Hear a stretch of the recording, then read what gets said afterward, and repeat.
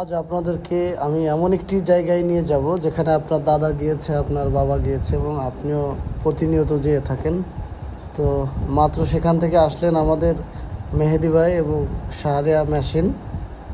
তো চলুন আর দেরি না করে আমরা সেদিকেই রওনা হই আপনাদেরকে অত্যন্ত সুন্দর একটি পরিবেশে সেই জায়গাটিতে আমরা নিয়ে যাব। এখন আমরা রওনা হচ্ছি। ড্রাইভিংয়ে আছে জামাল কাকুর ছেলে নাইম।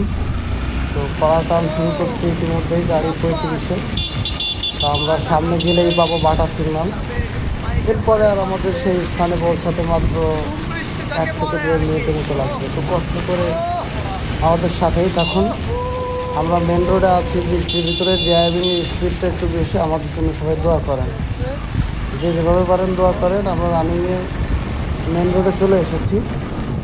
এখন ক্যামেরাটা সামনে দিয়ে আপনাদেরকে সামনের ভিউটা দেখাবো। এই বৃষ্টির ভেতরে কত সুন্দর একটা আবহাওয়া। আপনার ঘরের ভেতর বসে না থেকে এভাবে বাইরে দিয়ে ঘুরে বেড়ান, তারপরে আপনাদের দেখবেন যে ভালো লাগছে। তো আমরা এখন যে সিগন্যালটি পার হলাম এটা হচ্ছে কাটাবন সিগন্যাল। সামনেই আমাদের সেই কাঙ্ক্ষিত জায়গাটি। এই যে চলে এসেছে আমাদের কাঙ্ক্ষিত প্লেসে, যেখানে দেখতে পাচ্ছেন সবুজ অনেক প্রকার সবজি। কিন্তু আমরা সবজির দোকানে না, যে আমরা আগেই চলে যাব আমিষের খোঁজে মুরগির দোকানে। তো মুরগি মামা আছে। এর ভিতর আবার আমাদের ক্যামেরায় খুব পানি লেগেছে, পানিটা আমি একটু পরিষ্কার করে নিচ্ছি। এরপরে আমাদেরকে যে বাজার পর্যন্ত নিয়ে আসলো ড্রাইভ করে, নাইমকে দেখাবো এখনই। দেখুন আমার বন্ধু নাইম, সে ভালোই ড্রাইভ করে আসছে, কষ্ট হয়ে গেছে তার।